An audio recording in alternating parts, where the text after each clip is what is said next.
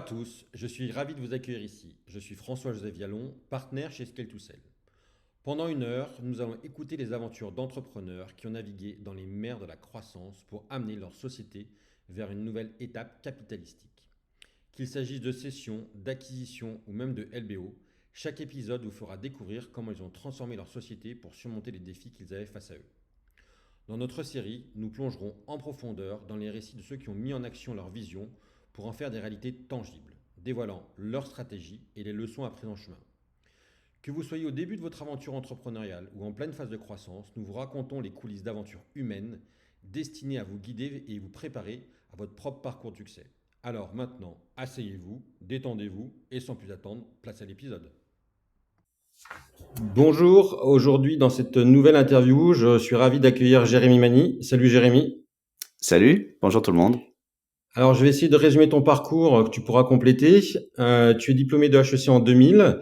Après un premier stage chez eBazaar, tu cofondes avec des camarades d'école en 2000 DirectInet, qui sera revendu 6 ans plus tard au groupe anglais IPT. Tu vas accompagner ce groupe pendant plusieurs mois et tu quitteras le groupe en 2009 et tout de suite tu te relances en reprenant et en rachetant une société, Netino, qui opère des plateformes de modération pour des grands portails. En 2012, tu vas lever 2 millions d'euros auprès de Seventure et en 2016, le groupe Webhelp va vous racheter. Tu vas accompagner Netino pendant plusieurs années jusqu'en 2019 à Paris et puis en 2020, pour le groupe Webhelp, tu vas t'installer au Canada pour diriger Webhelp Canada et aujourd'hui tu vis à Montréal. On te connaît aussi pour différentes initiatives caritatives, Altui, le podcaston et plus récemment Giving Link, un challenge auprès des membres de la communauté LinkedIn pour recueillir des fonds pour différentes associations. C'est bien ça? Ça m'a l'air complet, ouais, ça me donne un coup de vieux là quand même, hein. Les années sont passées vite. Ouais, mais bon. Ce que je te propose déjà, c'est de revenir un peu sur le parcours de Netino depuis la reprise, comment ça s'est passé, juste effectivement au moment où bah, tu as scalé et pourquoi à un moment ou à un autre vous êtes adossé au groupe Webhelp. D'accord, donc Netino c'était en 2010, j'avais revendu un an avant, enfin bah, moi et mes camarades on avait revendu notre première entreprise. On cherchait un autre challenge entrepreneurial, j'avais 33 ans, encore pas beaucoup d'énergie. On n'a pas vraiment réussi à se mettre d'accord sur quelle entreprise on voulait faire tous les 5 ensemble, parce qu'on est 5 associés dans la première entreprise. Donc je suis parti plutôt en solo en rachetant 80% de Netino qui était positionné sur à l'époque une niche de ce qu'on appelle le web 2.0, enfin qu'on appelait le web 2.0, donc c'est tout ce qui est web participatif et les commentaires étaient en train d'exploser sur commentaires sur les réseaux sociaux, sur le web, ce que je voulais dire, et il y avait vraiment matière à faire quelque chose d'intéressant. Donc 2010, donc je rachète cette entreprise à 80% avec Jean-Marc Royer, son fondateur, on la développe, on double le chiffre d'affaires dès la première année, et mais on partait pas très élevé, faut être honnête. Et puis on se rend compte qu'il y avait matière à faire beaucoup plus vite, beaucoup mieux. Donc l'option levée de fonds c'est assez vite imposée. Donc 2012, on a levé les 2 millions d'euros que tu évoquais, qui nous permis de très classiquement recruter, mettre les bœufs, la charrue avant les bœufs plutôt, et donc mettre les commerciaux, les budgets marketing qui vont bien. Quand tu as racheté, c'était combien de salariés Netino? C'était tout petit, c'était 400 000 euros de chiffre d'affaires, c'était trois salariés permanents peut-être dont le fondateur, et puis pas mal de freelance autour, mais c'était une petite structure agile, mais par contre avec déjà des très beaux clients. C'était juste que c'était des clients qui étaient pas encore trop développés en termes de chiffre d'affaires, mais il y avait déjà un portefeuille client et un début de notoriété qui s'était fait sur ce marché naissant. Donc c'est ce qui Et il m'a y plu avait de des, repartir à zéro à titre personnel. ouais. Et il y avait des assets technologiques que tu as repris du logiciel ou c'était du service Non, tu as raison, c'est un très, très bon point. Alors, forcément, la modération a énormément évolué d'un point de vue techno entre 2010 et grosso modo 2020 quand je suis parti.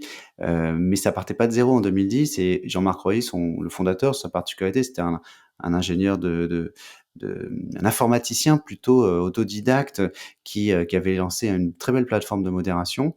C'était très efficace. Il avait peut-être un tout petit peu de mal à le faire savoir et à aller la vendre, mais il avait un magnifique outil.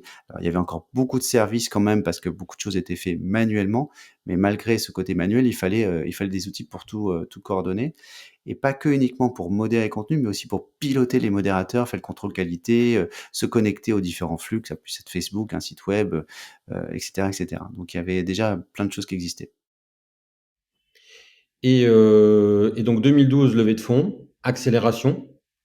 Du coup, sur la base de cette accélération, vous partez sur quoi? Des nouveaux types de réseaux, des nouveaux types de clients, des nouveaux pays? Ça se passe comment? I Alors pas vraiment le pays, pour être tout à fait honnête, même si on a essayé de se développer, en Espagne avec un succès relatif et au Québec avec plus de succès et dans le reste de la francophonie avec plus de succès. Par contre, effectivement, une structuration. On est passé d'une petite structure un peu, très informelle avec des gens très polyvalents à quelque chose de plus structuré, une équipe commerciale digne de ce nom, des budgets marketing, et de communication, dignes de ce nom. La volonté d'aller creuser les différentes, on appelait ça UGC, donc User Generated Content. Il y avait plusieurs types de plateformes, donc les réseaux sociaux, c'était principalement Facebook quand même à l'époque, mais c'était aussi beaucoup de commentaires sous les médias. Ça existe encore, hein, on peut commenter sur Le Monde, par exemple, ou Le Figaro, vous pouvez mettre un commentaire sous un article, mais on a été gagner des clients comme Mythique dans la rencontre, ou un peu plus tard, comme Le Bon Coin. Et donc sur ce type de clients-là, il y a, bah, si on prend Le Bon Coin, on a le droit de vendre sa raquette de tennis, c'est tout à fait autorisé, mais on n'a pas le droit de vendre une arme à feu, par exemple. Donc, il y a de la modération qui s'impose sur une annonce que vous pouvez lire sur ce type de site-là. Et c'est pareil sur les sites de rencontres.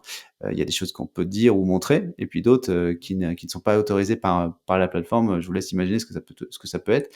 Ça peut être la vulgarité aussi, mais ça peut être des choses un peu trash. Donc, la modération, elle est protéiforme et les modérateurs changent, mais par contre le métier, la philosophie, l'approche, elle est identique d'un client à l'autre. Et il y a des clients qui étaient des accélérateurs de business dans cette période ou ça a été step by step? Oui, oui, clairement, il en faut, hein. Dans la première entreprise, moi, j'avais eu BNP Paribas qui nous avait vraiment mis le pied à l'étrier et c'est essentiel, je trouve, quand on se lance, en tout cas en B2B, d'avoir un client référence qui soit pas juste un client, entre guillemets, qui soit, quelqu'un d'un peu bienveillant, et qui vous aide à tester des concepts, qui vous fasse des feedbacks, sincères et honnêtes sur ce qui marche pas, qui vous aide à progresser. Et donc pour Ronetino, c'était plutôt par secteur. Dans les médias, on a été forcément, très fiers quand on a gagné Le Monde, par exemple, parce que c'était une référence, essentielle et qui parlait à tous les autres médias. On va dire que c'est le client qui t'aide à rentrer chez tous les autres quand tu affiches cette référence. Et puis dans tout ce qui était rencontre, forcément, quand tu travailles avec Mythique, ça peut aider.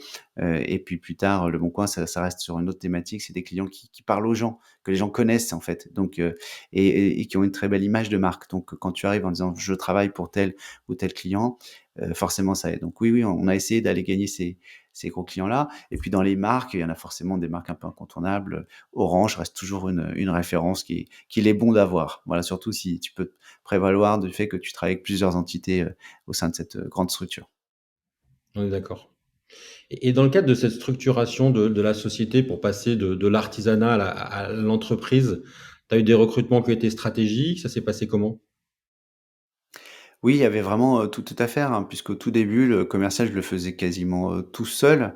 Et puis après, on est passé, à une structure beaucoup plus établie avec, une équipe de prospection, de 2 personnes qui faisaient que de l'appel sortant pour prendre des rendez-vous, une équipe de commerciaux qui vont sur le terrain, qu'on a ensuite divisé entre commerciaux directs et indirects, hein, sans entrer dans trop de détails. Mais donc direct, je vais directement parler à un annonceur. Indirect, je vais plutôt parler à son agence ou à des tiers, ce qui est pas exactement la même approche. Et puis on a ensuite structuré ça, mais ça c'est sur des processus qui durent, sur plusieurs années, en, conquête et fidélisation. Et donc, quand tu as gagné un client, certains deviennent des gros clients, des grands comptes.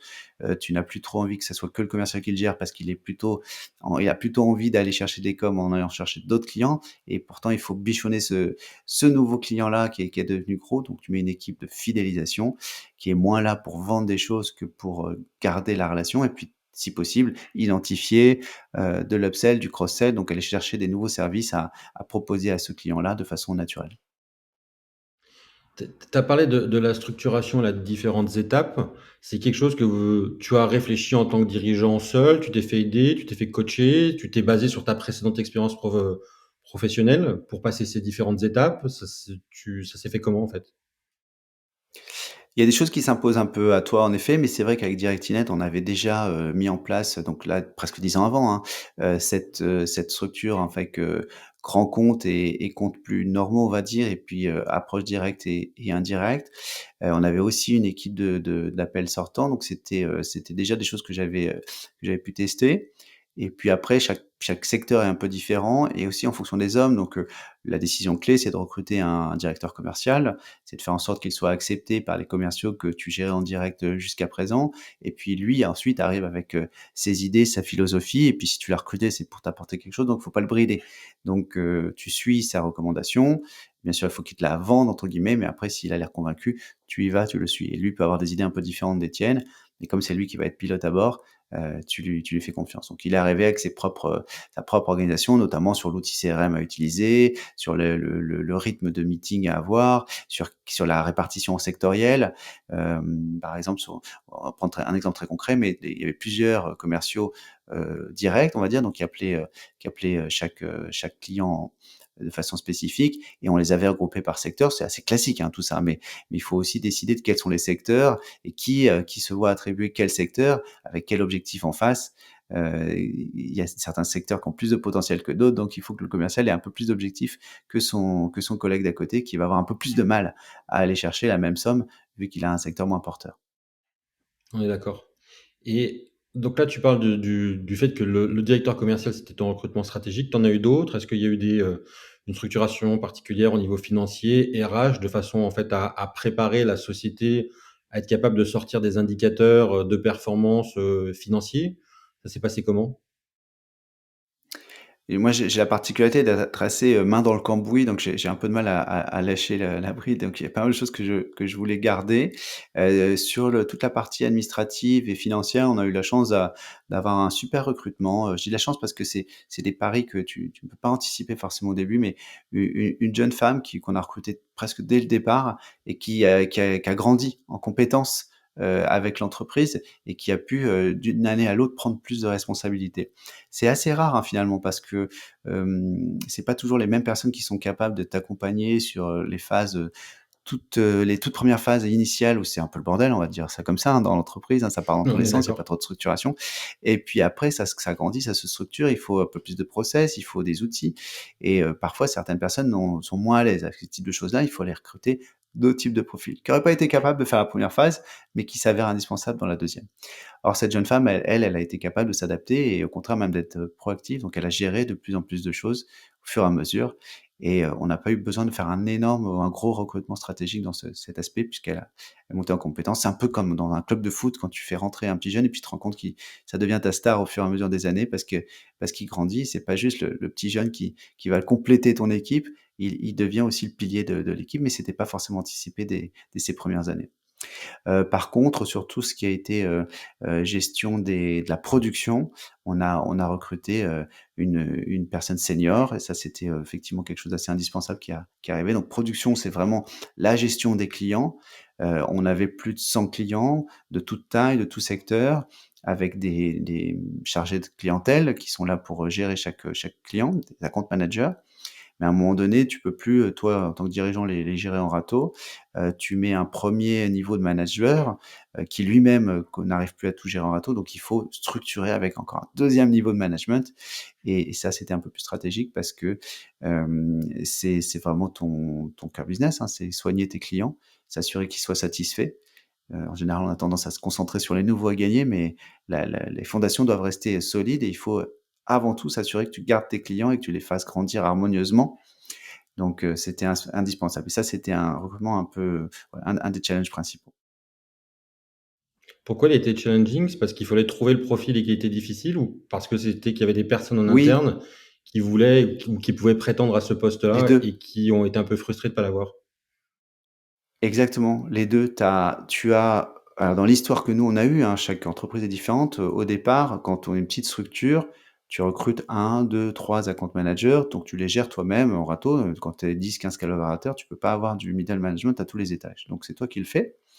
Quand ça a grandi, à un moment donné, il y a ce qui s'est passé en tout cas chez nous, c'est un de ces account managers qui s'est avéré, être, plus apte ou plus envie que les autres à prendre de la responsabilité managériale, et qui a donc commencé à chapeauter ces équipes-là.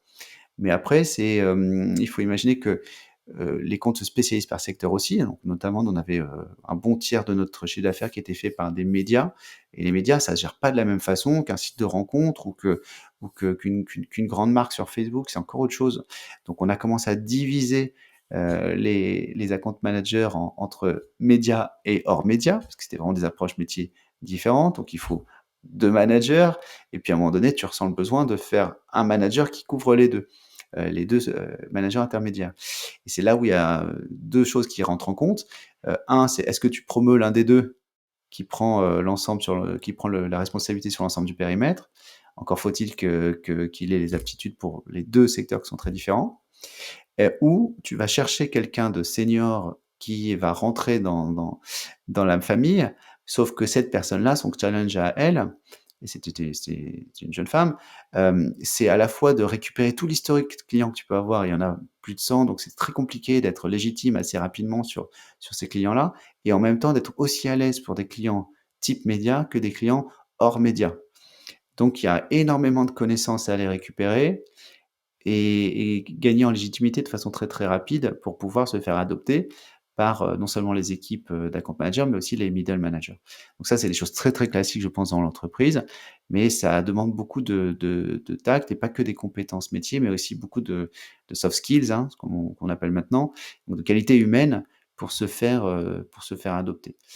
Et là, le choix de la personne n'est pas évident parce que tu dois, jongler entre ses compétences métiers, donc son parcours, mais aussi aller identifier celle qui aura cette meilleure capacité à se faire adopter par l'ensemble de tes équipes à toi, avec leurs qualités et leurs défauts. Parce qu'il faut bien être conscient qu'il y a quand même toujours des défauts dans des équipes et qu'il faut être capable de manager certains profils qui ont de grandes qualités par ailleurs, mais parfois des personnalités un peu fortes.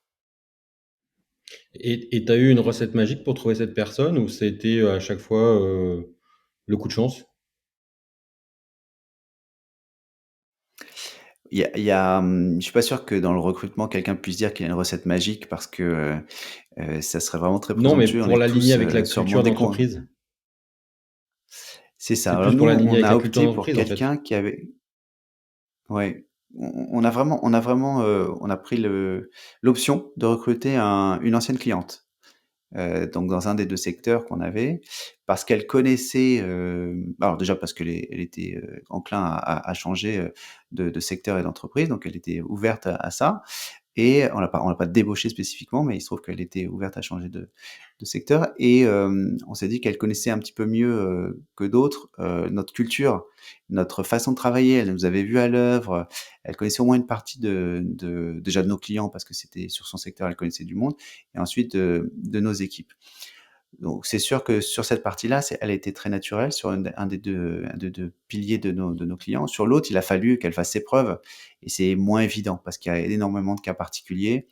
Il y a pas grand-chose à voir entre un client comme Orange ou Bouygues Télécom et un client comme Leboncoin ou un site de rencontre. Donc il faut très, très vite se faire adopter par ces équipes-là. Mais ça s'est bien passé. Et donc, tu nous as parlé un peu de comment tu avais structuré les ventes. Et du coup, il n'y avait pas de problème de conflit d'intérêt d'un commercial qui allait avoir différents concurrents. Ça n'a pas été quelque chose qu'on vous a remonté ou au contraire, ils développaient à chaque fois une expertise spécifique qui leur permettait d'être hyper pertinent pour tout le secteur. On peut prendre l'exemple des médias si tu veux, parce que je l'ai évoqué tout à l'heure et que ça représentait un bon tiers de notre chiffre d'affaires, et on s'est retrouvé à travailler, avec, je vais pas dire quasiment tous les médias français, ça serait faux et présomptueux, mais vraiment une très, très grande partie des médias francophones, et donc y compris des médias qui entre eux sont concurrents. La chance qu'on avait dans notre secteur à nous, qui est la modération, c'est-à-dire le fait d'aller relire des commentaires pour retirer, les propos haineux notamment, c'est que c'est pas ça qui fait la différence, stratégiquement pour un média. Pour le dire autrement, hem, tout le monde a besoin d'une bonne modération, mais tu vas pas t'abonner à Le Monde plutôt qu'au Figaro parce que la modération est mieux faite. Donc on pouvait, se permettre les médias pouvaient se permettre d'avoir le même prestataire de service, pour enfin voilà, entre eux, entre concurrents, parce que ça se jouait pas à ce niveau-là, la différenciation. Et au contraire, on avait réussi à montrer que on pouvait jouer sur des synergies qui étaient bénéfiques pour tout le monde. Je vais donner un exemple très très concret. Tout le monde était sur Facebook. Sur Facebook, tu as le pseudo Jean Dupont qui est capable de commenter à la fois sur la page Facebook du Monde, du Figaro, de l'Express, de l'IB ou autre.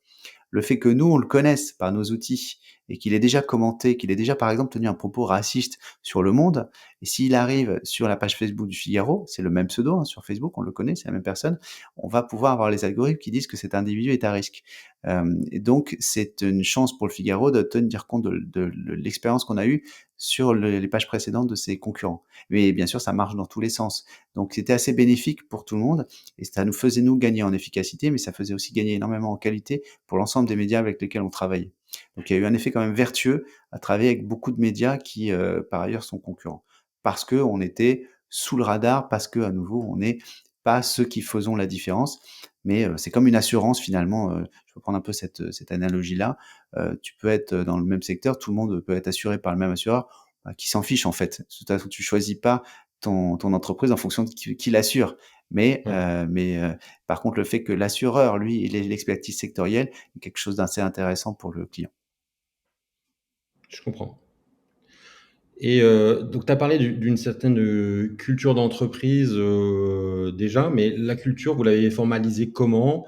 Est-ce qu'il y a des choses qui la matérialisaient particulièrement? Et est-ce qu'elle a Bah, évolué je en vais être un fait en peu fonction des dé différentes étapes de vie de l'entreprise? Bah, j'espère pas, mais je vais être, sûrement déceptif sur cette, réponse-là parce qu'on n'a rien fait de particulier, au sens, je sais que des fois quand tu rentres, dans le hall d'accueil d'une entreprise, tu as les valeurs qui sont affichées, tu as 5 mots clés, on va dire ça, c'est les valeurs de nos entreprises, voilà. Nous, chez Netino, on n'a jamais eu ça. Hem, c'est pas que j'y crois pas, mais on s'est pas trop lancé dans ces trucs-là. Par contre, voilà, j'ai envie de te dire qu'il y avait une certaine bienveillance, naturelle, mais je suis jugé parti là, donc il faudrait demander à mes collaborateurs, anciens collaborateurs, si c'était vraiment le cas. J'ai quand même l'impression de ça. C'est pas forcément quelque chose qu'on a matérialisé. Après, on a fait tout un tas de choses, très classiques, mais on l'a fait avec cœur. Donc, des événements, en dehors du bureau, en général 2 fois par an.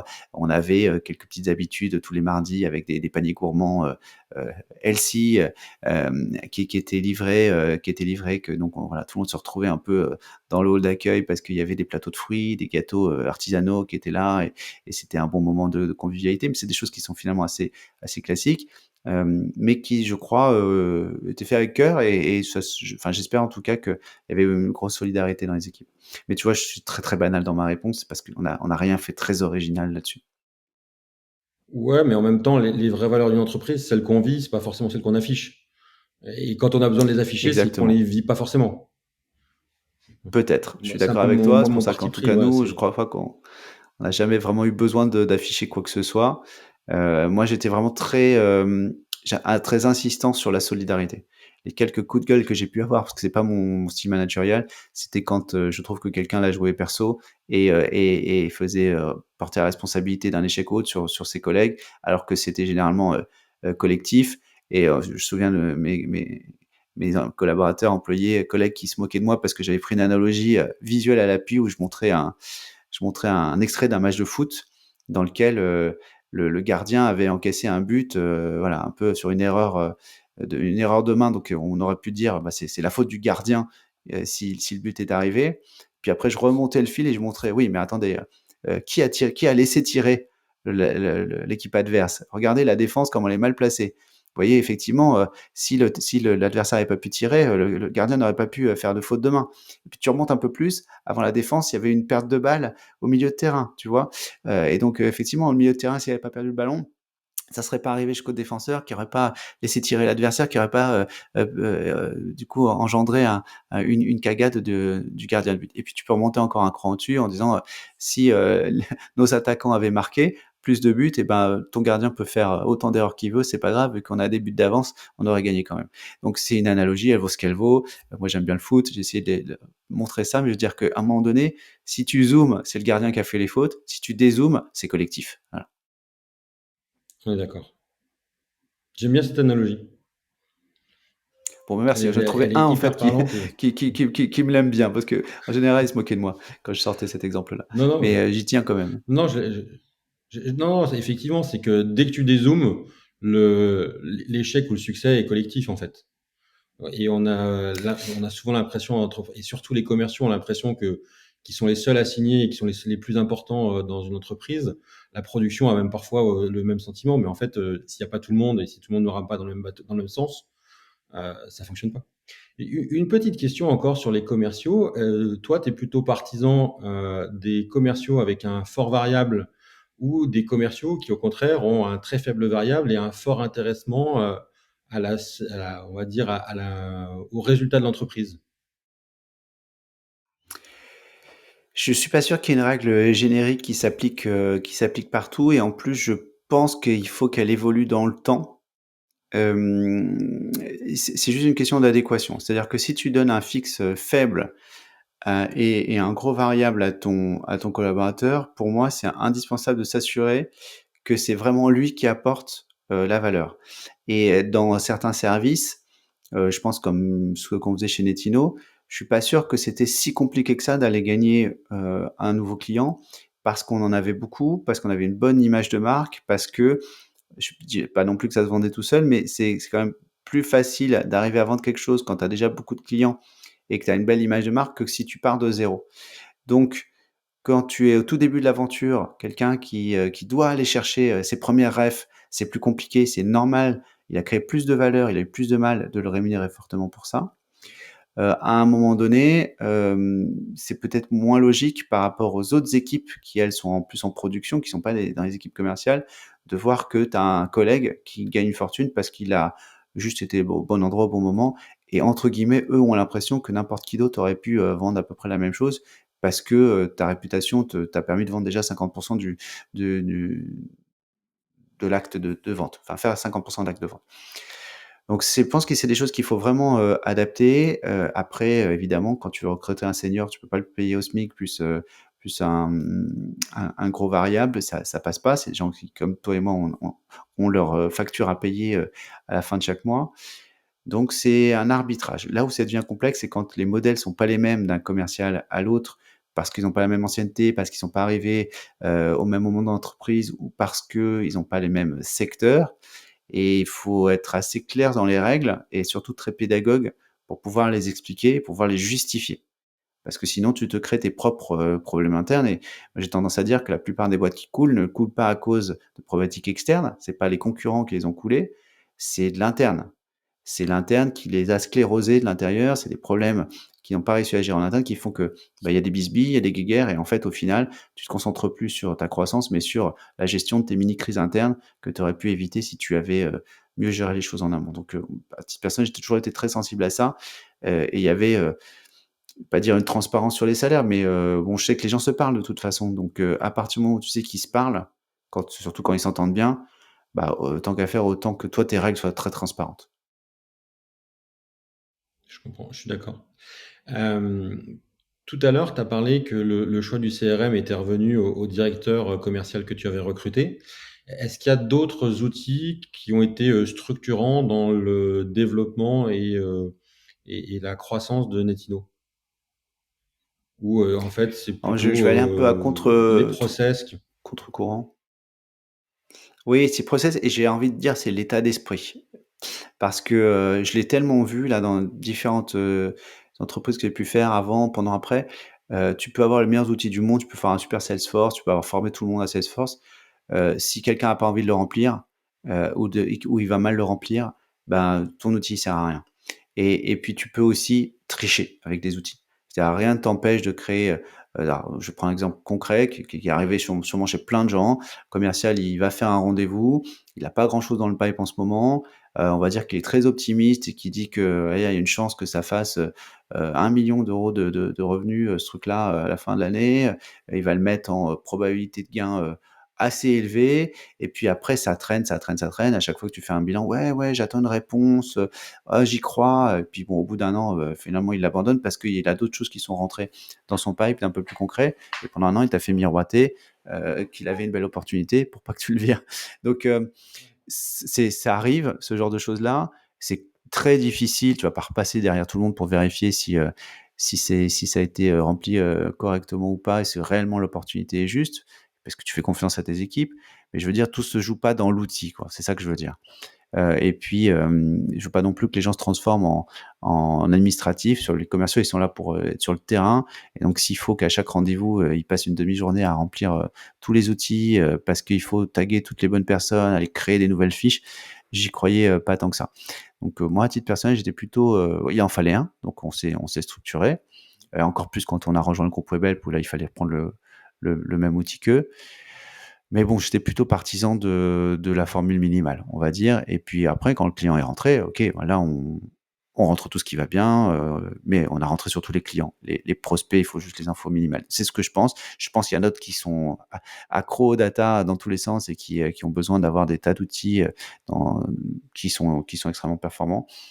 Pourquoi pas, mais il faut vraiment être sûr que les personnes qui ont ces outils en main, jouent le jeu. Et donc ça, c'est vraiment une question d'état d'esprit plus que de process.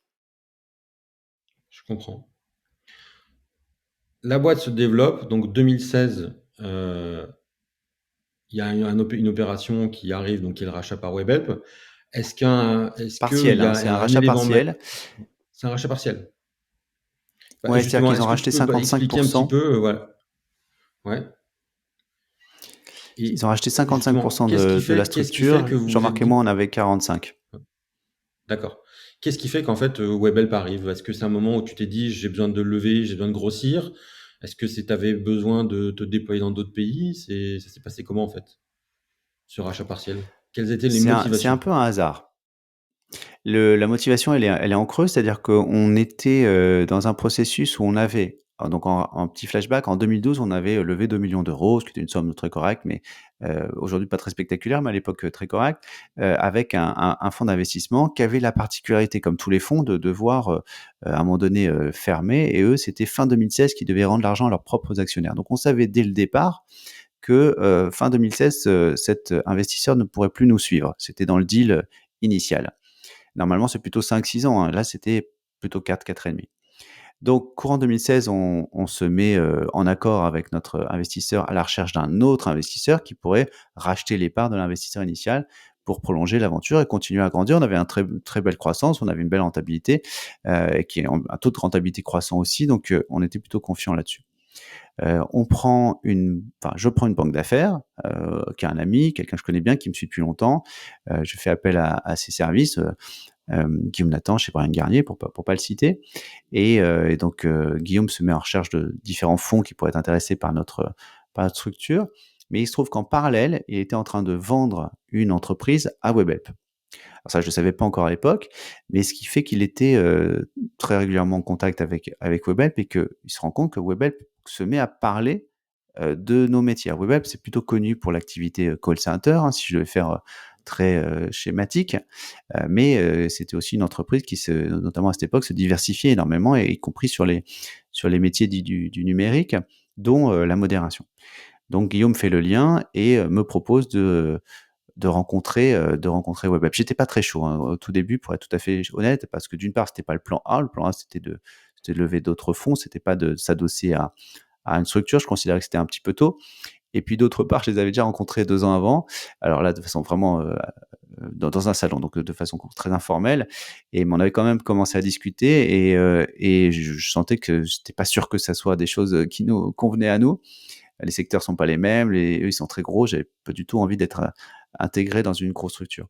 Mais il se trouve que Guillaume a insisté, donc on s'est rencontrés, que le match pardon, le match, l'état d'esprit était bon, les conversations étaient constructives, et qu'ils m'ont proposé un deal qui m'a bien plu.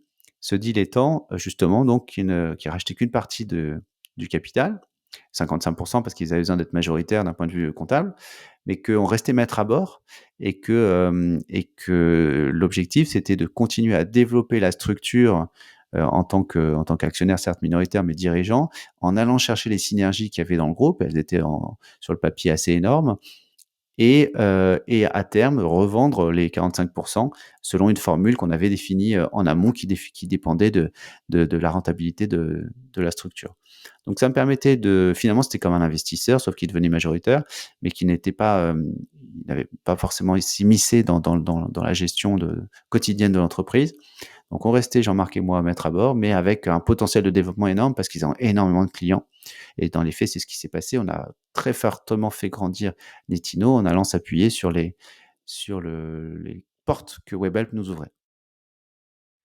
Et c'était des portes commerciales en France ou dans d'autres pays ou c'était quoi l'apport C'était industriel en fait essentiellement en derrière France.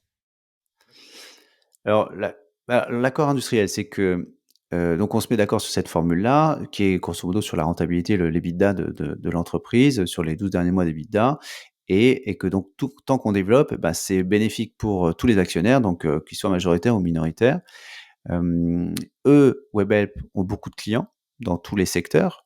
Donc, on pouvait se prévaloir d'être une filiale de Webhelp et donc d'aller taper à la porte de leurs propres clients en disant: «Écoutez, voilà, on fait partie de la maison, de la famille, donc vous travaillez déjà avec Webhelp sur tel ou tel service. Voilà celui que nous, on offre. Êtes-vous intéressé?» Bien sûr, il y a des gens qui sont intéressés, d'autres qui ne le sont pas, mais dans le lot, il y en a eu beaucoup qui l'étaient. Et puis bon, les synergies n'étaient pas tout à fait celles qu'on a imaginées, mais on en a vu d'autres. Donc, il y a ce qu'on a sur le papier au tout départ quand on se met d'accord autour d'un document Excel pour faire un business plan commun, puis après la réalité du terrain. Mais ce qui compte, c'est d'être assez souple. Et donc cette souplesse, on l'a trouvée et on a été gagner des appels d'offres qu'on n'aurait jamais pu gagner parce que soit la porte nous avait été ouverte par Webhelp, soit on rentrait dans les cases tout simplement de l'appel d'offres. Quand tu es une structure qui fait 10 millions d'euros, parfois t'es pas éligible à certains appels d'offres. Mais si tu es une filiale d'un groupe qui, je sais pas combien ils faisaient à l'époque, mais maintenant c'est plus de 2 milliards et encore ils ont fusionné avec une autre entreprise, c'est une autre histoire. Enfin, en tout cas, plusieurs milliards de chiffre d'affaires. Là, forcément, tu parles à d'autres types d'acheteurs et donc tu as plus d'opportunités, notamment des opportunités plus grosses. Donc c'est ce qui s'est passé, mais c'était surtout en France qu'on s'est développé grâce à eux. Pourtant c'est une structure internationale, hein, mais on a eu moins de capacité ou de succès dans ce développement international. J'imagine qu'il y a eu quand même un long process de due diligence de la part de Webhelp. Comment est-ce qu'il s'est passé? Est-ce qu'il y a des choses qui t'ont surprise? Est-ce qu'il y a des choses sur lesquelles tu étais pas préparé dans les questions qu'on a pu te poser? Ou au contraire, tu t'es dit, bah, par rapport à l'expérience que tu avais IPT Direct TV, c'était tout au carré avant et ça n'a pas été pour toi une découverte et un moment intense et stressant, cette due diligence. Oh, c'est toujours un peu stressant, mais ça reste intense et puis c'est plutôt excitant aussi, c'est aussi le bon terme. Non, l'expérience qu'on avait eue, avec mes associés de la première entreprise, elle a pas trop joué à ce niveau-là parce que, IPT qui nous avait racheté, Directinet donc 10 ans avant, c'était une autre structure, c'était anglais. C'est pas vocation à, bon, ils nous avaient laissé aussi aux commandes, mais c'était quand même une beaucoup plus petite entreprise que l'était, Webhelp et beaucoup moins internationale. Là où on n'est pas préparé, c'est que pendant tout le process, tu parles à une poignée de personnes, ceux du M&A, quelques dirigeants, donc tu sympathises fortement avec, quelques personnes. Puis après, à un moment donné, quand c'est signé, là, tu rentres dans la famille, puis, on te présente, l'ensemble de la famille et là, c'est des, centaines de personnes, dans différentes entités et dans différents pays et peut-être naïvement, on se dit: «Bah, voilà, on va être intégré», mais en fait, dans les faits, chacun a sa business unit à faire tourner, c'est pas la première boîte que Webhelp rachète, donc c'est en gros, c'est à toi d'aller te présenter, c'est à toi d'aller chercher tes synergies, puis c'est à toi de te faire adopter par les autres. C'est pas si simple c'est pas aussi simple qu'on pense, en fait. Là où ça s'est très bien passé et c'est pas forcément, moi qui ai eu l'idée, c'est plutôt Webhelp qui l'a proposé, c'était que, Webhelp nous a mis dans l'équipe, nous a adossé un bras droit, je vais appeler ça, comme ça, Chloé qui venait qui venait de Webhelp, qui comprenait nos métiers du digital parce elle était en charge de ça, au sein de Webhelp et donc Chloé nous a énormément aidé, enfin maintenant elle faisait partie de l'équipe Netino by Webhelp, à nous intégrer au sein de la galaxie Webhelp, à nous faire comprendre qui est qui travaille sur quoi, quelles sont les opportunités. Pour le dire autrement, si on n'avait pas eu Chloé, je pense que ça aurait probablement fait un flop parce que tu débarques dans un grand groupe qu'il faut déjà comprendre comment il fonctionne et après quand tu comprends, il faut te faire ouvrir les portes et c'est pas juste en te présentant: «Eh salut, c'est bon, moi aussi, Webhelp a racheté 55 de mon capital, maintenant on va travailler ensemble».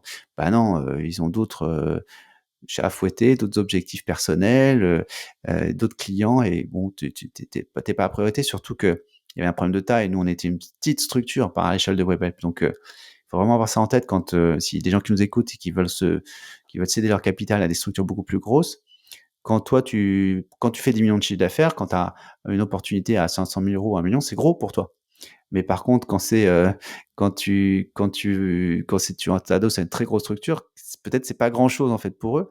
Donc, bah, c'est jamais prioritaire. Si tu as une opportunité à 500 000 chez un client, mais que il fait 5 ou 10 millions, bah, forcément, ce client chez Webhelp, ça sera priorité numéro 4 ou 5, tu vois, de vendre ça. Il y a d'autres choses à vendre en priorité. Donc, tu passes pas tout de suite. Il faut attendre ton tour. Et toi, t'as pas le temps parce que tu as un objectif à aller faire. Donc, il faut aller trouver d'autres façons de faire pour se faire accepter. Et ça passe souvent par la sympathie ou par côté un petit peu moins rationnel qu'un account manager chez Webhelp te prête main forte. Et Chloé, ça a été dès le début de l'intégration qu'on a défini ce rôle, ou c'est quelque chose qui s'est Oui, imposé pendant le au bout de quelques processus. mois? Pendant le processus. Non, non, même pendant le processus. Et ça, c'était vraiment une best practice. Ça, c'est vraiment quelque chose que je recommande parce que on savait dès le départ qu'on allait bosser ensemble après. Et donc, on pouvait se projeter dès le départ, avant même que ça soit signé, on commençait à se projeter. On a appris à se connaître, à s'apprécier, à bosser ensemble. C'est pas forcément les mêmes façons de faire. On vient de cultures d'entreprise très différentes, donc il a fallu un peu voilà, que chacun fasse un pas vers l'autre, un pas vers l'autre, oui. Mais c'était essentiel parce que, ayant suivi le processus depuis le début, bah, ça a été beaucoup plus facile ensuite pour se faire intégrer, pour bien comprendre. Ça aurait été, je pense, difficile de dire: «Ça y est, les dirigeants de Webhelp ont racheté une boîte et maintenant je vous la mets dans les pattes, débrouillez-vous avec» et tu parles plus aux mêmes personnes, en fait, après, quasiment. Mmh. Donc, ça je pense que c'est les raisons d'échec dans les intégrations des grands groupes, c'est souvent ça, je pense. C'est pas il y a une bonne volonté au départ, mais après, opérationnellement, ça coince.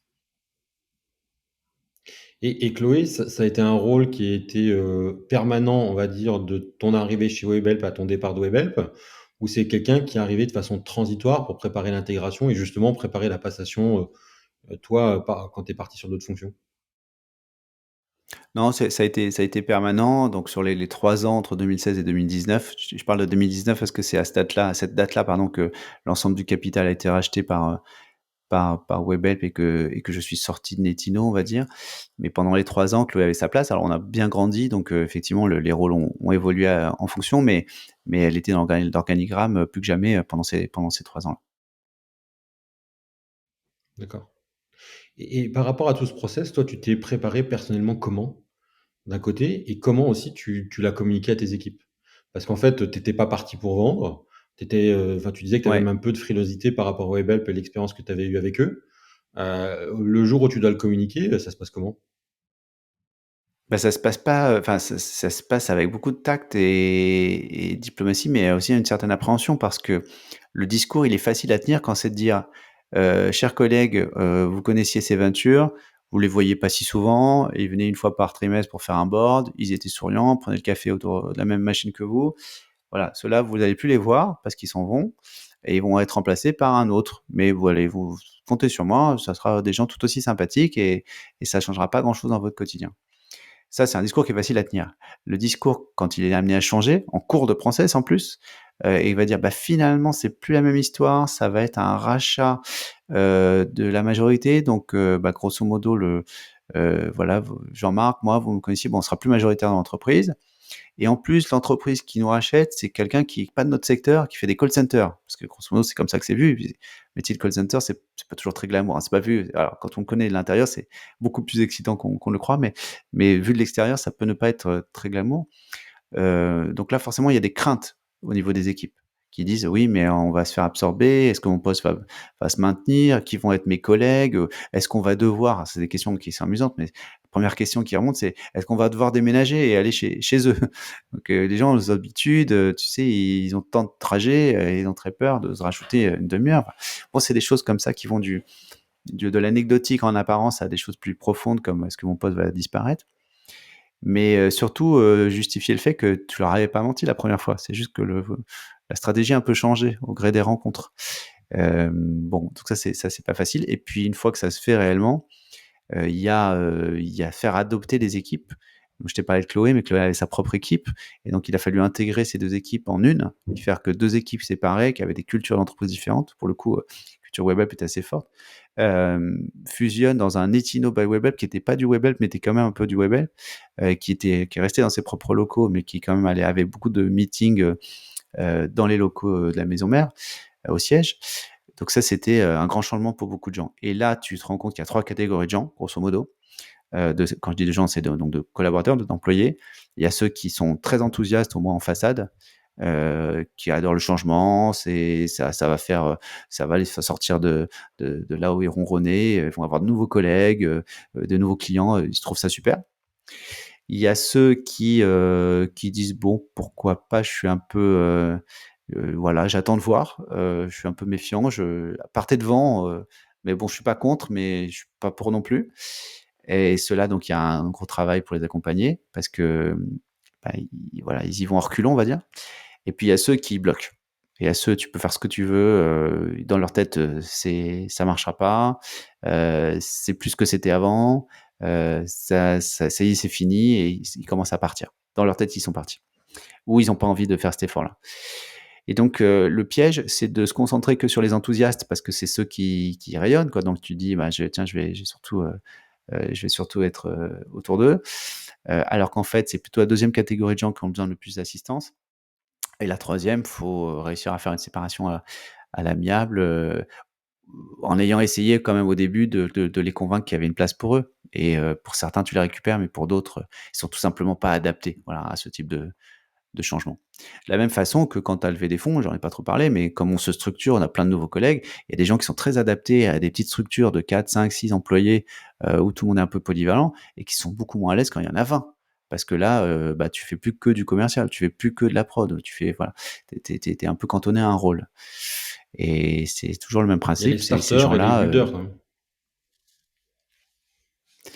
et puis il y a ceux qui s'adaptent quelle que soit la situation, mais il y a ceux effectivement qui sont pas capables de gérer. De la même façon que ta première étage d'une fusée, elle a un rôle particulier, bon, elle est pas capable de se transformer en deuxième étage. Donc à un moment donné, elle a été essentielle cette première étage de la fusée, celle qui a fait décoller l'entreprise, mais il faut s'en séparer, pour que le reste du module aille dans l'espace.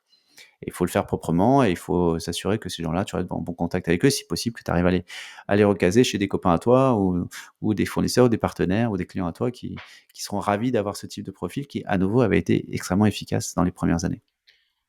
Ça serait un peu ton astuce, de recaser ces personnes-là chez des copains ou chez des partenaires pour les collaborateurs qui ne fitent pas avec le projet de demain de la boîte. Bah, à partir du moment où c'est des gens que tu apprécies, que tu connais, dont tu apprécies les valeurs, c'est juste qu'ils sont plus à leur place dans la nouvelle évolution de la boîte. Bah, il y a aucune raison de leur dire, «Débrouillez-vous». Donc si quand on est bien intégré dans son écosystème, on est intégré avec des entreprises qui sont, plus en avance que soi, d'autres qui viennent de démarrer, et oui, j'ai toujours été ravi de pouvoir mettre en relation. Puis en plus, c'est même l'intérêt de la boîte, hein, tu places, un homme clé dans une autre structure, bah, ça ne peut que renforcer la collaboration. Bien sûr, ça marche pas à tous les coups. Il faut que l'entreprise en question ait des besoins de recrutement, qu'elle ait pas besoin de ce recrutement de ce profil-là en particulier. Donc ça marche qu'une fois sur 10 peut-être, mais en tout cas, le fait d'avoir essayé, est déjà apprécié. Oui, je pense que c'est un bon tips à retenir, là-dessus. Souvent, on se demande comment, présenter un collaborateur qui a une aspiration, qui n'a pas forcément l'étoffe pour prendre un poste ou, il a peut-être pas l'étoffe dans notre entreprise, mais l'étoffe pour une autre entreprise pour prendre un poste de management alors que, bah, justement l'entreprise se structure. Oui, quand tu te sépares de quelqu'un, on a en général tendance à penser que c'est parce qu'il était pas bon, mais c'est juste toi, tu as pu évoluer et tes besoins changent et tes profils de gens que tu recherches sont plus les mêmes.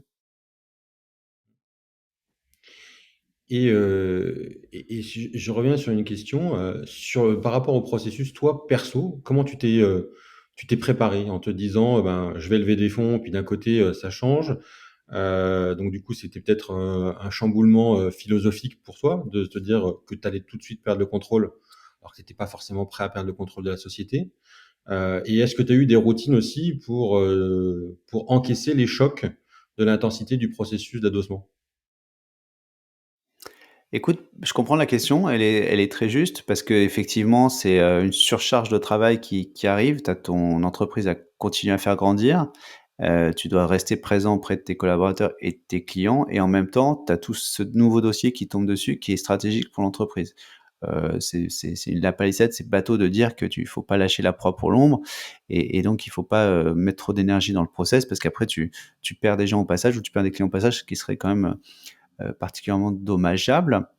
Néanmoins, de mon côté, c'est après que j'ai eu les conséquences plutôt que pendant. Pendant, tu es dans l'adrénaline, tu es prêt à bosser, 6 mois de plus à fond, c'est pas un problème, puis c'est assez excitant. Moi, ce qui s'est passé, c'est plutôt après coup. C'est-à-dire que, déjà pour la levée de fonds initiale, j'avais eu ce premier contre-coup, c'est que, quand tu as mis beaucoup d'énergie pour lever des fonds, après je me retrouvais avec un actionnaire et bon, c'est ma mentalité à moi, mais un actionnaire, c'est presque comme un patron finalement, même s'il est pas majoritaire, tu dois rendre des comptes, disant que tu as pas envie de le décevoir. Tu lui as vendu une histoire et donc j'ai commencé à beaucoup plus stresser, ce que je ne stressais pas du tout avant, quand on était pourtant beaucoup plus fragile. Et c'est le paradoxe, c'est quand tu lèves des fonds, tu as plus d'argent, tu es plus confortable, tu es plus solide et pourtant tu stresses plus parce que tu vas délivrer un business plan à tes investisseurs. En tout cas, moi, c'est comme ça que je l'ai vécu. Et si je mentionne ça, c'est qu'après, je me suis senti obligé d'aller vers des choses comme la méditation, des aspects de développement personnel qui m'ont permis de mieux gérer ce type de stress-là. J'en ai eu réellement besoin. Mais bon, c'est peut-être pas l'objet d'en parler aujourd'hui, mais c'est des choses que je mentionne. En général, on dit qu'on met beaucoup d'énergie dans son développement professionnel, comment être un meilleur manager, comment trouver les bons outils et autres.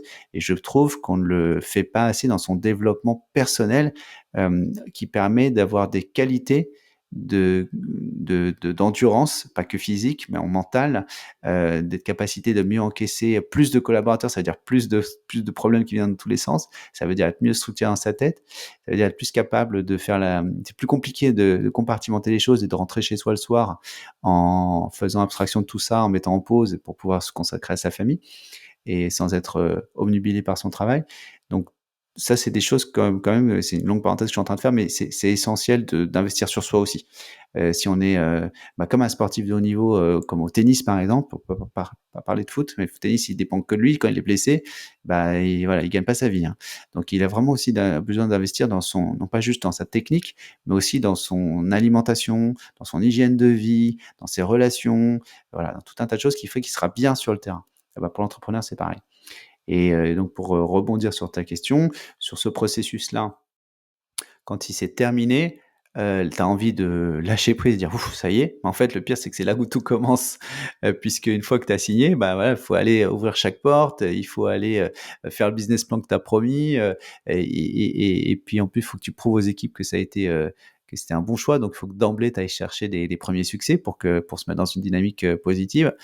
Donc il y a un état d'esprit à avoir en disant: «Attention, la date limite, c'est pas quand on signe, c'est presque le début de l'histoire». Donc et ça, j'ai pas de super conseils à donner, mais c'est juste, attention au contre-coup, voilà, psychologique, mental, de dire: «Ça y est, j'ai signé, je baisse la garde», alors que c'est tout l'inverse. On le voit souvent comme un aboutissement alors que c'est en fait un départ, hein, c'est C'est l'aboutissement d'un c'est process. c'est un départ. C'est un départ, mais c'est comme si tu prenais le point de départ d'un marathon, sauf que tu viens de te taper un sprint, et donc en fait, tu dis: «Mais attends, là, je pause là. Bah non, c'est maintenant que ça démarre là, faut y aller mon gars». Donc tu viens de te taper un sprint de 6 mois et tu rentres dans un marathon de plusieurs années, avec l'entreprise en question et tout le monde t'attend en plus. Toi, tu as signé donc on va t'ouvrir, on va commencer à te présenter plein de gens. Et donc, ton agenda, c'est pire. Il est encore pire qu'avant parce que tu as plein de nouveaux collègues à aller rencontrer, tu as plein de nouveaux clients à aller rencontrer, tu as plein voilà, de différentes contraintes qui te tombent dessus, des nouveaux meetings, de reporting que tu avais pas avant, parce que tu as plein une nouvelle façon de travailler qui se présente. Donc c'est pire. En fait, tu penses que tu avais 6 mois et c'est terminé, tu allais retrouver un rythme, mais en fait non, l'explosion, elle se fait après. Donc d'où Et c'est à l'importance ce d'avoir moment où il y des a eu les équipes plus qui gros sont, impacts qui sont bien structurées. ouais. C'est à ce moment où il y a eu les plus gros impacts sur ta vie personnelle, ça a été après? Ou tu penses qu'il y a eu quand même déjà des impacts, il y avait déjà des impacts avant, Ouais, en fait, moi, j'ai envie de dire, vie pro et perso, quelque part, c'était complètement, mélangé. J'ai la chance d'avoir une épouse qui m'a toujours, suivi, là-dedans. Donc, elle savait qu'elle me faisait confiance. Hem voilà, c'est quand tu es entrepreneur, je pense, les deux sont mélangés, quoi. Donc, tu sais qu'il faut parfois bosser le week-end, et puis tu sais que tu peux te prendre ton mardi parce que tu as envie d'accompagner ta fille à sa sortie scolaire et que ça lui fait plaisir et que c'est ça que tu as envie de faire, quoi. Donc, tu prends ta journée off et puis tu y vas. Mais non, je suis pas sûr que ça ait énormément changé. C'est plus que, oui, ce qui a changé par contre pour moi, il y a eu plus de déplacements. Il y a eu beaucoup plus de déplacements à l'étranger pour rencontrer d'autres filiales. Avant, on était vraiment très franco-français. On avait quand même développé la francophonie, mais bon, Belgique et Suisse, c'est pas plus long d'y aller que d'aller à Marseille. Et donc, ça changeait pas grand-chose. Et puis, Québec, par contre, on avait quand même développé des choses, mais j'y allais peut-être 2 fois par an, donc c'est pas si souvent. Par contre, chez WebHelp, il y avait mais c'était aussi très excitant, hein. Il y avait des séminaires internationaux, il y avait des rencontres avec des clients internationaux. Le pire que j'ai pu faire une fois, c'est pas bon pour l'empreinte écologique, mais c'est 36 heures d'avion pour un meeting de 4 heures, quoi, pour aux Philippines. Et donc, c'est des choses qui sont, c'est juste épuisant parce que voilà, mais c'est à vivre une fois, mais pas trop. Et c'est des choses que je vivais pas avant. Donc là, ton rythme change un peu par rapport à ça, et ta présence du coup dans tes locaux est plus la même. D'où l'importance peut-être en amont, et c'est peut-être le seul conseil que je peux donner, c'est avant de se lancer dans ce type d'organisation-là, de réorganisation-là, de changement d'investisseur ou d'adossement, c'est de s'assurer que son équipe, elle est costaud au niveau managérial et qu'ils sont qu'ils sont autonomes en fait. Parce que tu vas mécaniquement sortir du paysage par rapport à ce que tu faisais avant. Et si tout dépendait de toi avant, c'est pire après. Donc, tu exploses en vol. Donc, il faut vraiment avoir des gens sur qui compter pour que quand t'es pas là, parce que justement, tu développes ces nouvelles relations avec ton actionnaire de référence ou avec ton repreneur, il faut pas que c'est une conséquence sur ton business d'avant. Alors, c'est bien d'aller chercher les nouveaux clients, mais il faut rester solide sur ta base. Et là, du coup, vous étiez répartis les rôles comment avec ton associé? Jean-Marc a toujours été très, tourné sur la partie, informatique. Donc ça, il y avait pas un énorme impact là-dessus par rapport à Webhelp parce que Webhelp avait pas d'outils et pas de vocation à en avoir, et donc, dans nos métiers de la techno, voilà, on avait les mains libres. Et puis il gérait aussi la partie administrative et financière, enfin c'est lui qui pilotait les différentes personnes qui travaillaient pour nous là-dessus. Donc, ça, il y a eu un petit peu plus d'intégration à faire. Mais voilà, c'est plutôt moi qui étais en représentation commerciale et en communication. Donc, je faisais plutôt tous les rendez-vous. Dans tout ce process, est-ce qu'il y a quelque chose que tu aurais aimé, et que tu as découvert sur toi et que tu aurais aimé connaître avant? J'aurais aimé, c'est une bonne question. J'aurais aimé que c'est un peu le point que j'ai évoqué tout à l'heure, c'est qu'on mentionne plus tôt qu'il faut investir un peu plus sur soi. Parce que ça, c'est des tâches de fond que tu dois faire d'emblée, en fait. Se développer pas que au niveau professionnel, prendre plus de temps pour ton développement personnel. Par exemple, ça s'apprend à gérer le stress. Ça s'apprend. Et donc, il y a des gens très stressés. Voilà, prends ça comme un défaut que tu peux corriger. Et il faut juste le savoir, il faut juste en avoir envie. Et c'est essentiel parce que plus ta boîte grandit, plus tu as de stress. Donc si dès le départ, tu as un peu de mal, ou en tout cas à un moment donné, tu vas atteindre ta limite de capacité à absorption du stress, et ça, tu peux être toi le facteur limitant de ta propre entreprise si tu as pas été capable de gérer ça. Donc ça, c'est peut-être le point principal finalement. Si je devais en garder qu'un pour pas en citer 12, ça serait principalement celui-là, parce que c'est pas possible de dire que t'es pas stressé quand ta boîte grandit, quand tu as plus de collaborateurs, quand tu dois payer tous ces salaires-là et qu'il faut que ça suive.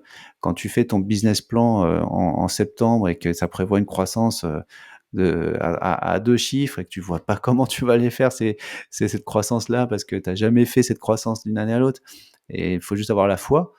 Ben, voilà, il faut avoir les épaules un peu solides. Donc, ça, c'est un premier point. Si je devais en rajouter un autre, quelque chose que je n'ai fait que sur le tard et pourtant qui me semble essentiel, c'est de s'entourer d'autres amis entrepreneurs qui sont dans des secteurs différents, avec lesquels tu vas faire des réunions régulières, par exemple mensuelles, et pour exprimer où tu en es. Et ce sont des gens qui comprennent ce que tu vis parce qu'ils le vivent sur d'autres secteurs eux-mêmes. Ils ont peut-être vécu un rachat avant toi, ou voilà, ou des levées de fonds avant toi. et tu vas être capable donc d'exprimer ça et d'avoir un feedback bienveillant avec des conseils qui ne sont pas des conseils de ton actionnaire, qui ne sont pas des conseils de tes clients, qui ne sont pas les conseils de ta famille ou tes amis, parce qu'eux ont des biais. Donc des gens qui n'auront pas de biais. Et ça, c'est essentiel de se créer ce type de réseau-là. Donc ça s'organise, hein. Si vous nous écoutez, là, vous pouvez trouver 5 ou 6 copains entrepreneurs, enfin, si possible, pas trop copains, pas vos amis proches, mais des gens que vous appréciez, et vous dites, venez, on se fait un meeting tous les mois et chacun parle de ses problèmes. Toi, tu avais En toute rejoint des groupes confidentialité, bien particuliers évidemment. ou ouais, ouais. Alors Tu avais ça se rejoint des groupes structure, il y en a particuliers pas mal ou qui...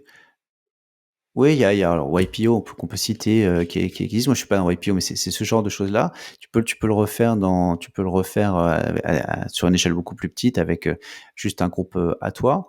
Tu peux le faire de façon plus ou moins formelle. Euh, Certains appellent ça des board of advisors, mais je vois ça de façon moi, encore plus informelle que ça. C'est-à-dire que c'est pas des gens qui connaissent officiellement ton entreprise, c'est plutôt des gens qui vont t'écouter toi avec tes problèmes perso. Ça même être perso, il y a ta vie personnelle, hein, je veux dire, parce qu'à un moment donné, pro-perso, ça peut se mélanger. Typiquement, quelque chose que tu peux raconter en disant là, j'y arrive plus, mes enfants me font la gueule, je les vois plus, et pourtant, mais j'ai pas le choix, la boîte grandit, et je ne peux pas lâcher prise. Comment je gère ça? Le simple fait d'en parler, ça fait du bien. Puis il y a certains qui ont vécu ce type de situation et qui peuvent donner de bons conseils. Donc ça, je leur recommande fortement de réfléchir à ça. c'est ce qu'on retrouve souvent dans des groupes APM ou dans des masterminds en fait, hein? Je sais pas si Ouais, ça tu c'est et ouais, ouais, bien sûr, mais je trouve que justement ça s'est structuré parce que c'est assez récent finalement que ce type de choses, ce type d'initiative se structure. On n'en parlait pas, moi quand j'ai commencé l'entrepreneuriat il y a 20 ans, on parlait pas de ça. Et puis même au début de Netino, j'entendais jamais parler de ce type de choses-là. C'était beaucoup plus, ça existait peut-être, mais c'était plus sous le radar. mmh. Maintenant ça s'est structuré. Alors peut-être, pour ceux que j'ai pu fréquenter, ou regarder, peut-être avec des défauts que c'est un peu trop industriel, et un peu trop, tu rentres dans des groupes que tu connais pas, il faut quand même choisir avec qui tu as envie de partager ce type de choses-là, parce qu'il y a quand même beaucoup de confidentialité à avoir. Mais l'état d'esprit, c'est ça, c'est de s'entourer en fait, voilà, de pas rester seul avec ses problèmes. À aucun moment, toi, tu as fait appel à un coach pour, t'accompagner dans ton développement de Netino?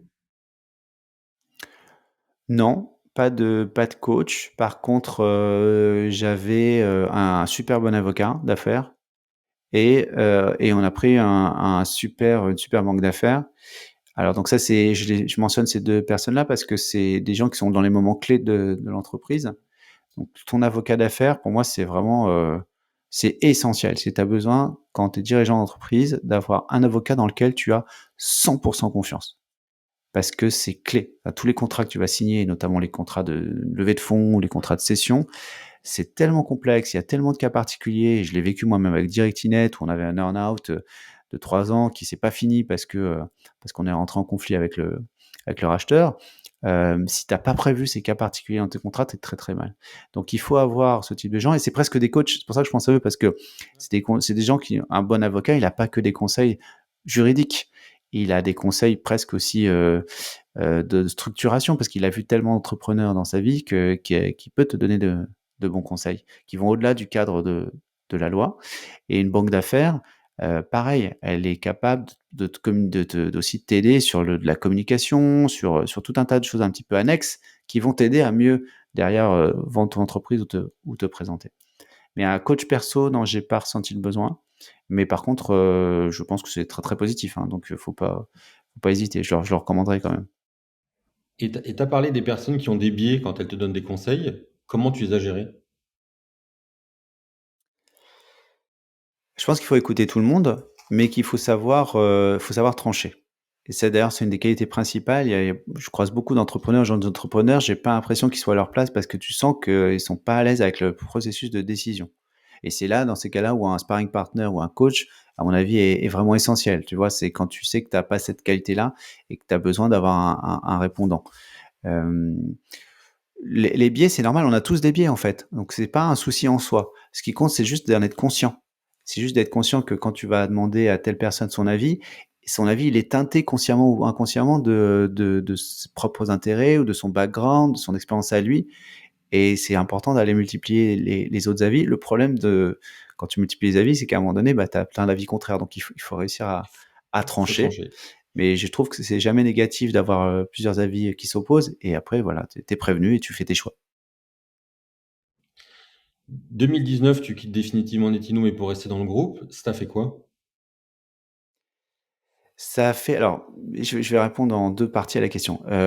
2019, donc fin 2019, le net pardon, Webhelp, change d'actionnaire, donc dans son LBO et donc rachète automatiquement, c'était prévu comme ça, 100 des actions, de Netino.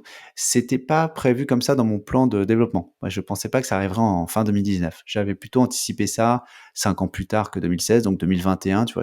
Pour moi, j'avais encore au moins, toute l'année 2020, à continuer à développer la structure. Donc, ça m'a pris un peu de cours, pour être tout à fait honnête. À côté de ça, j'avais pas le choix de toute façon. Et puis, comme j'avais plus un projet personnel d'aller vivre au Canada, avec mon épouse et ma famille, on s'est dit bon bah voilà, écoute, c'est l'opportunité, ça se présente plutôt que prévu, ben allons-y. Donc, on s'est vite projeté là-dedans. Et donc, j'annonce à Webhelp que je quitte le groupe de façon assez naturelle, en disant voilà, on est fin 2019, moi je peux rester jusqu'à la fin de l'année scolaire, donc juin 2020, ça fait 6 bons mois pour faire une transition. De toute façon, on se connaît depuis 3 ans, nos équipes sont très seniors, matures, donc ça va très bien se passer. Il y a plus besoin de moi, grosso modo. Et j'étais prêt à faire ce «deuil-là» entre guillemets.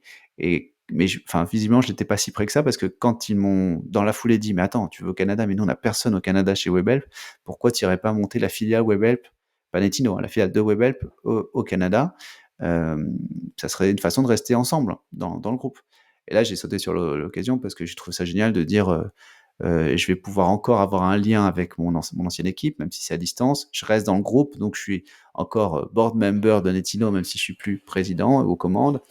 Le deuil sera plus, c'est plus un deuil, c'est une sorte de séparation qui est plus en souple. Et donc, ça m'allait très, très bien. Puis ça permettait, puis j'aime beaucoup Webhelp, hein, c'est une super boîte, c'est une super culture, j'adore les gens. Donc, je trouve ça très sympa de pouvoir continuer à travailler ensemble. C'était gagnant-gagnant. Eux, ils envoyaient quelqu'un de confiance dans un pays qui n'avait pas ouvert. Moi, c'était une aventure intra-entrepreneuriale qui se présentait, une nouvelle expérience dans un nouveau pays. C'est quand même intéressant quand tu arrives dans un nouveau pays de pas arriver nu, quoi, hein, d'un point de vue professionnel. Donc, tu arrives avec une casquette professionnelle et tu as une identité sociale à présenter aux gens que tu vas croiser localement. Donc c'était gagnant-gagnant. D'ailleurs, ça s'est bien passé. Sauf que il y a le Covid qui est arrivé au milieu et on n'avait pas prévu à ce moment-là, quand on parle fin 2019. Donc dans les faits, bah, j'ai beaucoup moins vu mon équipe que prévu puisqu'on était tous en confinement. Et pareil, le développement au Canada s'est fait de façon un peu différente que prévu. Donc c'est là où c'était pas tout à fait ce qui était anticipé, mais bah, c'est la capacité d'adaptation et voilà, on est passé au plan B. Et puis j'ai quitté le groupe cette année, donc en 2023, définitivement cette fois-ci, depuis l'été, voilà, début d'été. Et qu'est-ce qui t'a amené avant de terminer l'interview, qu'est-ce qui t'a amené à partir sur ces différentes opérations caritatives, qui sont d'ailleurs pour beaucoup très innovantes? C'est la réflexion par rapport à où tu en étais de ta vie, c'est le fait d'avoir réalisé enfin, plusieurs projets entrepreneuriaux. Il y a un mix de pas mal de choses. Il y a eu un élément déclencheur qui est la lecture d'un livre qui s'appelle Plaidoyer pour l'altruisme de Mathieu Ricard. C'est un gros pavé, mais que j'ai dévoré. Et il y avait une phrase spécifique dans cette qui est hyper anodine pourtant, mais dans ce livre, sur plein de choses beaucoup plus intéressantes que ce que je vais dire, mais qui moi m'a marqué, qui est de dire aujourd'hui avec les réseaux sociaux, il n'y a plus besoin d'être dans la même pièce pour être altruiste. Et je travaillais dans les réseaux sociaux et ça m'a fait tilt en me disant mais effectivement, cette phrase est bateau, mais d'un autre côté, je suis dedans, je suis entrepreneur, je suis dans les réseaux sociaux, est-ce que je peux être altruiste? Et bon, une fois que tu vends ta boîte, hein, c'est un complexe un peu judéo-chrétien là, de dire culpabilisation, de dire j'ai gagné ma vie, là, on a mis de l'argent de côté, j'ai sécurisé l'avenir de mes enfants, mais qu'est-ce que j'ai fait pour les autres en fait? Bah, pas tant que chose que ça, pour être honnête, hein, j'ai pas fait grand chose pour les autres, j'ai fait des dons comme d'autres, mais bah, rien de majeur, rien d'exceptionnel, encore moins des montants pharaoniques. Donc on peut pas tous être Xavier Niel, mais à son échelle, je pense qu'on peut l'être un peu plus. Donc j'avais envie de faire quelque chose qui ait plus de sens et plus tourné vers les autres. Et donc j'avais en même temps cette idée soufflée par Mathieu Ricard de dire que les réseaux sociaux pouvaient aussi permettre d'être altruiste. J'ai voulu mélanger ça et donc venant de l'univers du digital, pendant le confinement, il y avait quand même un peu plus de temps, commençais à réfléchir à qu'est-ce que ça pourrait être un mouvement altruiste sur le numérique et en quoi ça pourrait apporter quelque chose de complémentaire à ce qui existait déjà. Et l'idée sur lequel le cheminement, on va dire, a abouti à cette envie de créer une association dont le but est de promouvoir l'engagement associatif à travers les canaux numériques, c'est-à-dire s'appuyer sur les capacités du numérique pour qu'il y ait plus de gens qui aient envie d'être donateurs ou bénévoles, quelle que soit l'association. Donc l'altruisme au sens transversal du terme. Moi, j'ai pas une cause qui me touche plus qu'une autre. Je trouve qu'elles se valent toutes. Je ne vais pas les citer toutes, mais voilà, entre la lutte contre la pauvreté, contre l'homophobie, contre la perte de biodiversité, il y en a comme ça 50 des grandes causes. Elles méritent toutes d'être défendues. Et je me dis que si on arrive tous à être un petit peu plus altruistes, 1% de plus chacun, vu qu'on est des millions, rien qu'en France, bah forcément ça peut avoir un impact. Donc, Canaux numériques permettent ça, et c'est comme ça qu'on a lancé alors certaines initiatives vont mieux marcher que d'autres, mais celle dont on est le plus fier, c'est le Podcaston. C'est le fait d'avoir rassemblé 300 podcasteurs et podcasteuses en mars 2023 et de les avoir convaincus de tendre le micro chacun à une association caritative de leur choix. Ça a été une énorme fête du podcast, du caritatif dans l'univers du podcast, avec plus d'1 million d'heures d'écoute, avec des podcasts qui sont très gros pour certains, très connus, et d'autres beaucoup plus petits. Mais c'est un peu comme la fête de la musique, finalement, je le vois ça un peu comme ça. La fête de la musique, c'est à la fois des grands concerts dont tous les médias parlent parce que c'est des stars qui viennent à cette occasion, et plein de petits anonymes dans le coin de rue qui viennent faire de la musique. Et le point commun, c'est qu'ils sont tous passionnés. Voilà. Et s'il y avait que les gros, ça serait pas une fête. S'il y avait que les petits, ce serait peut-être moins savoureux. Donc c'est le mélange de tout ça. Ce qu'on a, je pense, réussi à faire avec le Podcaston. On va le refaire en mars 2024 et ça s'annonce encore plus massif en termes de nombre de podcasts et de variété de podcasts, et encore plus francophone aussi. Donc ça, c'est des choses, j'ai énormément de plaisir à le faire. C'est dur de mesurer l'impact sur ce type de choses-là parce que quel est l'impact d'1 million d'heures d'écoute dédiées au monde associatif? Je pourrais pas vous le dire. Par contre, je suis convaincu qu'il est pas négatif, et puis ça met les gens dans une bonne dynamique parce que quand le podcast, c'est une qualité d'écoute exceptionnelle. Bah, voilà, ceux qui nous écoutent vont, je pense, vont être d'accord avec ça parce que ça fait plus d'1 heure qu'ils nous écoutent. Et c'est généralement une belle qualité d'écoute, et si on met cette attention au service d'une association, je suppose qu'à la fin de l'heure d'écoute, ou plus ou moins 30, 1 minute 30, 1 heure, enfin 30 minutes ou 1h30, peu importe, on se dit ok, j'ai appris quelque chose, j'ai peut-être envie à mon tour de faire quelque chose parce que je vois qu'il y a des gens qui se bougent. Voilà, il en ressort quelque chose de positif, en tout cas chez certains. Et bah, c'est certain, c'est des graines qui seront plantées, et on verra ce que ça donne après. Mais voilà, on a envie de continuer dans cette optique-là.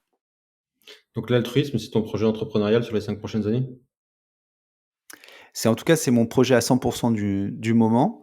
L'histoire montre que parfois il y a des surprises, et donc je ne signe pas pour 5 ans, peut-être ça sera pour 50 ans, peut-être ça sera pour 5 mois, mais en tout cas, ce que je sais, c'est qu'à ce moment, je suis à fond dessus, et après ça va aussi dépendre de qu'est-ce qui fonctionne, jusqu'où on peut aller. On a plein d'ambitions, mais il faut aussi qu'on arrive à le financer.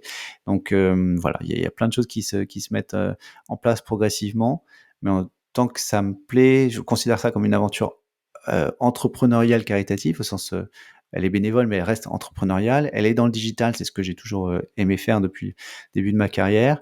Et puis, ça fait des rencontres qui sont extrêmement intéressantes aussi. Donc, tant que ça grandit, tant qu'on arrive à construire des choses, pas de raison d'arrêter.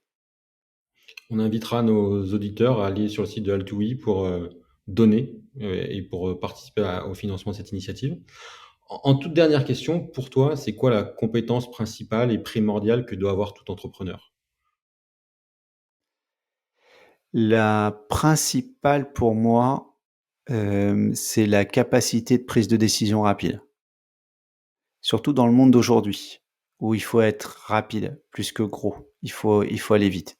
Ça évolue tellement vite, il faut tellement être souple, réactif. On voit un ChatGPT qui débarque, qui peut remettre en question des tas de business models. On voit des réseaux sociaux avant qui débarquent. On voit aussi des fausses pistes. À un moment donné, on a parlé de Web3, on a parlé de métaverse. Donc je me mets à la place de quelqu'un qui s'est lancé dans le métaverse. Il faut être capable de décider vite, de se lancer, mais aussi de pivoter. Et il y a sûrement 1000 autres qualités qui sont tout aussi importantes, voire plus, mais celle-là, c'est celle qui spontanément m'est venue à l'esprit dans ta question, parce que quand je fais un peu de mentoring ou je croise des plus jeunes entrepreneurs, souvent je les trouve, pour certains, hein, trop hésitants, trop de questionnements. Mais oui, mais à un moment donné, l'image qu'il faut avoir d'un entrepreneur, et c'est un peu bateau aussi, c'est tu construis le pont, tu sais pas encore où est l'autre, la berge en face, mais vas-y, tu as construit ton pont. Si tu attends d'être sûr que tu as le plan, la maquette qui va de la rive A à la rive B, et tu sais exactement si tu as le bon matériau et tu auras assez de matières premières pour finir ton pont, bah, quelqu'un d'autre l'aura fait avant toi, ou l'opportunité sera passée, il sera trop tard. Donc, faut se lancer, il faut avoir un peu la foi en soi, et il faut être capable de décider vite, parce que tu as 1000 décisions à prendre tous les jours, en fait. De la mini décision qui est anecdotique si tu l'as prise vite, mais qui te coûte une fortune si chaque décision anecdotique, justement, te prend 2 heures de réflexion. Là, tu n'avances pas. Je comprends, je suis assez d'accord. Là, j'ai vu une citation sur LinkedIn qui disait en gros, quand deux coureurs courent dans la mauvaise décision, celui qui gagne, c'est celui qui s'arrête le plus vite. Et en fait, je pense que ça résume bien ce que tu veux dire. C'est qu'il faut savoir prendre les bonnes décisions, aussi bien quand on doit continuer que quand on doit s'arrêter. Ouais, exact. Alors après, tu peux t'arrêter, tu peux aussi, si tu veux enrichir la citation, mais c'est moins une citation, c'est plus long, mais après, mais peut-être tourner, pivoter, tu vois, changer de direction. Tu peux, voilà, il y a aussi pas mal de choses à faire. Il y a toujours des contre-exemples, hein. Tu prendras Frédéric Mazzella, Blablacar, pendant 8 ans, il a ramé dans le désert, hein, pour le covoiturage à l'époque, avant que ça devienne quelque chose de tendance. Et si lui, on lui avait dit, mon gars, tu es en train de partir dans la mauvaise décision, décide-toi vite d'arrêter, bah, c'est une licorne en moins pour la France. Donc, il y a des contre-exemples, mais grosso modo, je pense qu'il savait ce qu'il faisait. En tout cas, il avait vraiment pris la décision active de continuer. Et, c'était pas un choix passif de se dire bon bah j'attends qu'il se passe quelque chose. Je pense qu'il était vraiment dans cette optique-là. Donc en tout cas, il faut se connaître. D'ailleurs, c'est peut-être le deuxième point, si je peux m'en permettre d'en dire deux, c'est connais-toi toi-même. Alors, je vais pas faire de la philosophie grecque, mais Motive sur toi-même. c'est essentiel de connaître ses qualités et ses défauts, et d'être lucide. On ne peut pas être bon partout. Donc, quand on est lucide sur ses défauts notamment, ou ses points de faiblesse, c'est de pouvoir travailler dessus, ou de pouvoir s'entourer sur des gens qui vont les contrebalancer. Et je parle pas de compétences, hein, je parle vraiment de qualité humaine. Ça, c'est vraiment essentiel. Et il y a, je pense, trop de gens qui partent sur l'entrepreneuriat d'un point de vue intellectuel en disant, bah, moi, j'ai envie intellectuellement d'être entrepreneur, mais il leur manque quelque chose dans leur qualité humaine qui fait que ça sera compliqué. Et notamment quand tu es dans le B2B, si tu as pas un peu de qualité humaine, au sens aimer les gens, puisque tu vas serrer des mains tous les jours à plein de gens. Si tu n'aimes pas les gens, tu peux pas réussir dans le B2B, même si tu as une super idée de business, c'est pas possible, parce que ben, à un moment, des clients, ils font aussi appel à toi en tant qu'humain, et pas juste à ta boîte. Ça, je l'ai croisé aussi assez souvent, des gens qui sont intellectuellement très câblés, mais qui humainement étaient un peu compliqués. Et bah, voilà, dans certains métiers, ça passe pas. Donc connais-toi toi-même et assure-toi que tes capacités, tes qualités et tes compétences sont en adéquation avec le business que tu as envie de faire. Bon, bah, c'est une bonne conclusion. Merci de nous avoir consacré plus d'une heure et quart. C'était un plaisir Et le de temps passe t'avoir vite. parmi nous pour cette interview. Ouais, le temps passe vite quand on est en bonne compagnie, c'est ce qu'on dit. Où est-ce qu'on peut te contacter? Et est-ce que tu aurais... Allez, si, j'ai une dernière petite question. Euh, pour toi, qu'est-ce qui fait qu'une entreprise, d'un moment à un autre, est intégrable dans un groupe ou pas? Oh là là, on part sur une grosse Elle question est, là. elle est Alors juste longue, pour, cette me- pour, question. pour me On laisser, repart pour sur une laisser du temps à discussion. réfléchir, donc déjà, pour me contacter déjà, c'est la réponse plus facile. LinkedIn, c'est l'idéal. Je passe tous les jours.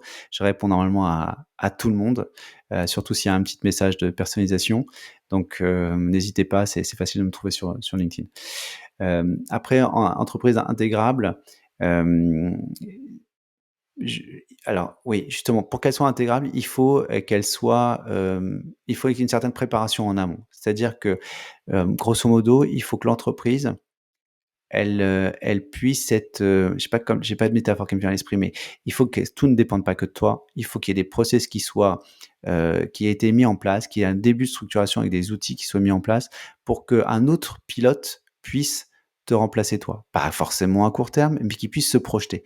Une entreprise qui va te racheter, elle va se dire, est-ce que dans 3 ans, est-ce que dans 5 ans, mais peut-être dans 3 mois ou 5 mois si ça se passe mal, si je me sépare du pilote principal qui est le dirigeant ou l'équipe dirigeante, est-ce que je continuerai à faire grandir cette entreprise? Est-ce que j'ai pas acheté quelque chose qui va s'effondrer? Et donc c'est essentiel que ça ne dépende pas tout de toi, y compris par exemple la relation avec les clients, y compris le savoir, le CRM. Donc tout ça doit être bien structuré pour que tu puisses prouver que tu es un élément moteur pour la croissance, mais que tu n'es pas l'élément sur quoi tout repose. Parce que là, c'est un trop gros risque. Si tu passes sous un camion, le lendemain, l'acheteur, il a tout perdu. Donc ça, c'est vraiment essentiel. Souvent, les gens qui partent dans l'acquisition, ils le font parce qu'ils se disent, je voudrais gagner de la vie, j'ai développé, je fais tant de chiffre d'affaires, et si je le vends, je vais avoir du patrimoine. OK, mais celui qui l'achète, lui, il va avoir quoi? Il faut qu'il ait quelque chose qui soit pas que du sable. Donc, essentiel de l'avoir structuré ton entreprise. Tu habilles la mariée, hein, en fait, voilà. Tu structures ton entreprise et là, tu peux passer dans un processus. Mais si tu t'es bien entouré avec un bon avocat et une banque d'affaires, de toute façon, ils vont t'empêcher de rentrer dans un process si tu as pas fait ça en amont. Bon, bah, tu as bien présenté le pitch de Scale to Sell. C'était pas prévu, mais en tout cas, Exactement. c'est exactement là où on veut accompagner les entrepreneurs. Donc, bah, merci pour ce renvoi. Écoute, Jérémy, j'ai passé un super moment avec toi. Je te remercie beaucoup. Et puis, bah, je pense que il y aura beaucoup de personnes qui te contacteront pour partager sur ton aventure. Eh ben, qu'ils n'hésitent pas, des questions, des contacts, peu importe, je serais ravi de le faire, qu'ils mentionnent le podcast, comme ça je vois d'où les gens viennent, mais je serais ravi de répondre à toutes les sollicitations, et j'adore rencontrer des gens, donc ne serait-ce que par Zoom ou par email, donc je dis pas juste par politesse, voilà, faites-le. Super. Eh ben, merci beaucoup, Jérémy. À très À très bientôt bientôt. tout le monde.